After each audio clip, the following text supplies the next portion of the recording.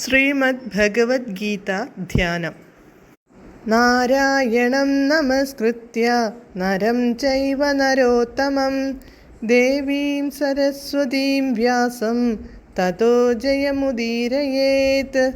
നഷ്ടപ്രായേഷു ഭദ്രേഷു നിത്യം ഭാഗവത സേവയാ ഭഗവതേ ഉത്തമശ്ലോകേ ഭക്തിർഭവതി നൈഷ്ടകീ.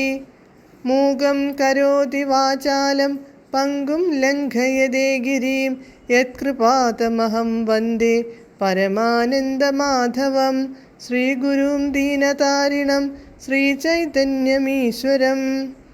ഓം അജ്ഞാനതിമിരാന്ധസ്യ ജ്ഞാനാഞ്ജനശലാകയാ ചക്ഷുരുന്മീലിതം യേന തസ്മൈ ശ്രീഗുരവേ നമഃ. നമഃ ഓം വിഷ്ണുപാദായ കൃഷ്ണപ്രേഷ്ഠായ ഭൂതലേ ശ്രീമദേ ഭക്തിവേദാന്ത സ്വാമിന്നിധി നാമിനേ. നമസ്തേ സാരസ്വതേ ദേവേ ഗൗരവാണി പ്രചാരിണേ നിർവിശേഷ ശൂന്യവാദി പാശ്ചാത്യദേശതാരിണേ. ജയ ശ്രീകൃഷ്ണ ചൈതന്യ പ്രഭു നിത്യാനന്ദ ശ്രീ അദ്വൈത ഗദാധര ശ്രീവാസാദി ഗൗരഭക്തവൃന്ദ. ഹരേ കൃഷ്ണ കൃഷ്ണ കൃഷ്ണ ഹരേ ഹരേ, ഹരേ രാമ രാമ രാമ ഹരേ ഹരേ. ഹരേ കൃഷ്ണ കൃഷ്ണ കൃഷ്ണ ഹരേ ഹരേ, ഹരേ രാമ രാമ രാമ ഹരേ ഹരേ. ഹരേ കൃഷ്ണ കൃഷ്ണ ഹരേ ഹരേ, ഹരേ രാമ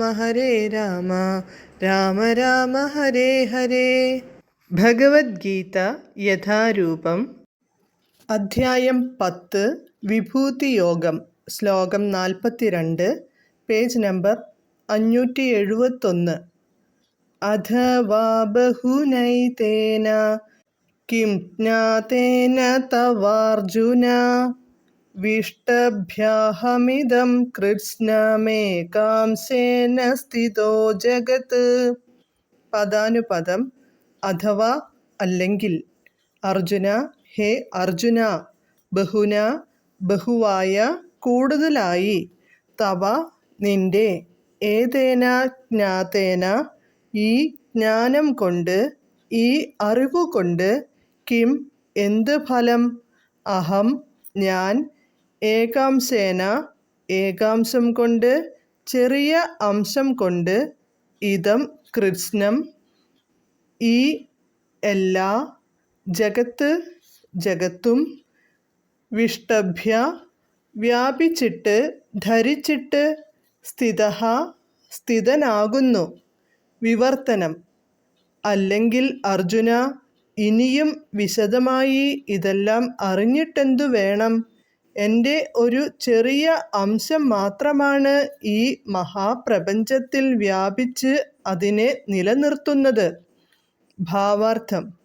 ഈ ഭൗതിക ലോകത്തിലെ എല്ലാറ്റിൻ്റെയും ഉള്ളിൽ പ്രവേശിക്കുന്ന പരമാത്മാവ് പരമപുരുഷനെ പ്രതിനിധീകരിക്കുന്നു. എപ്രകാരമാണ് എല്ലാം വെവ്വേറെ ഐശ്വര്യത്തോടു കൂടി നിലനിൽക്കുന്നതെന്ന് മനസ്സിലാക്കുന്നതിൽ യാതൊരു അർത്ഥവുമില്ലെന്ന് ഭഗവാൻ അർജുനനോട് പറയുന്നു. കൃഷ്ണൻ പരമാത്മസ്വരൂപിയായി അവയിൽ ഉൾപ്പൂകി ഭൂതജാലങ്ങളെ നിലനിർത്തുന്നുവെന്നറിഞ്ഞാൽ മതി. ഏറ്റവും വലിയ ജീവസത്തയായ ബ്രഹ്മാവ് മുതൽക്ക് നെയ്യുറുമ്പ് വരെ ഏത് ജീവാത്മാവിനെയും പുലർത്തിപ്പോരുന്നത് അവരിൽ അന്തർഗതനായ ഭഗവാൻ തന്നെ. ഏതു ദേവനെ ആരാധിച്ചാലും പരമപദത്തിൽ അഥവാ ഭഗവാനിൽ എത്തിച്ചേരാമെന്ന് പ്രചരിപ്പിച്ചുകൊണ്ടേയിരിക്കുന്ന ഒരു പ്രസ്ഥാനമുണ്ട്. ദേവശ്രേഷ്ഠന്മാരായ ബ്രഹ്മാവിനും ശിവനും കൂടി ഭഗവദ്വിഭൂതികളുടെ ചെറിയൊരംശത്തിൻ്റെ പ്രാതിനിധ്യമേയുള്ളൂ എന്നതിനാൽ ഈ ശ്ലോകത്തിൽ ദേവതകളെ ആരാധിക്കുന്നത് പൂർണ്ണമായും നിരുത്സാഹപ്പെടുത്തുന്നു. കൃഷ്ണനാണ് ഏവരുടെയും ഉദ്ഭവസ്ഥാനം. അദ്ദേഹത്തെക്കാൾ ശ്രേഷ്ഠനായി ആരുമില്ല. അദ്ദേഹം അസമോർധ്വനാണ്. അവിടുത്തേക്കാൾ ശ്രേഷ്ഠനോ അദ്ദേഹത്തോട് തുല്യനോ ആയി ആരുമില്ല.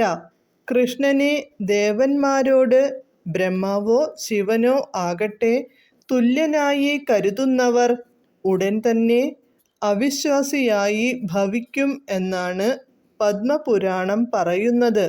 ഭഗവത് ശക്തിയുടെ വിഭൂതികളുടെയും വിസ്തരണങ്ങളുടെയും വിവരണം സശ്രദ്ധം പഠിച്ചാൽ ശ്രീകൃഷ്ണന്റെ സ്ഥാനമെന്തെന്ന് സംശയലേശമന്യേ പൂർണ്ണമായി ഗ്രഹിക്കാനും അദ്ദേഹത്തിൽ മനസ്സ് ഏകാഗ്രമായുറപ്പിക്കാനും കഴിയും. തൻ്റെ ഭാഗിക പ്രതിനിധിയും സർവാന്തര്യാമിയുമായ പരമാത്മാവിൻ്റെ രൂപത്തിൽ കൃഷ്ണൻ എങ്ങും വ്യാപിച്ചു നിൽക്കുന്നു. അതിനാൽ വിശുദ്ധ ഭക്തൻ സേവനോത്സുകനായി കൃഷ്ണാവബോധത്തിൽ മനസ്സ് സ്ഥിരീകരിച്ച് എല്ലായ്പ്പോഴും അതീന്ദ്രിയാവസ്ഥയിൽ ജീവിക്കും. ഈ അധ്യായത്തിലെ 8 മുതൽ 11 വരെ ശ്ലോകങ്ങൾ കൃഷ്ണാരാധനയെയും ഭക്തിയുത സേവനത്തെയും വിശദമായി വിവരിക്കുന്നുണ്ട്. അതാണ് ശുദ്ധമായ ഭക്തിയുത സേവനം. ഭഗവാനുമായി പരിപൂർണ ഭക്തിപൂർവകമായ സമ്പർക്കം നേടേണ്ടതെങ്ങനെയെന്ന് ഈ അധ്യായം നിർദ്ദേശിക്കുന്നു.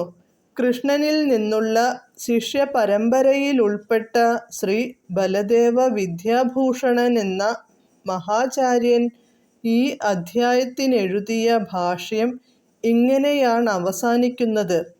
യച്ഛക്തിലേശാത് സൂര്യാദ്യാഭവന്ത്യുഗ്രതേജസഃ യദംശേന ധൃതം വിശ്വം സ കൃഷ്ണോ ദശമേർച്യതേ.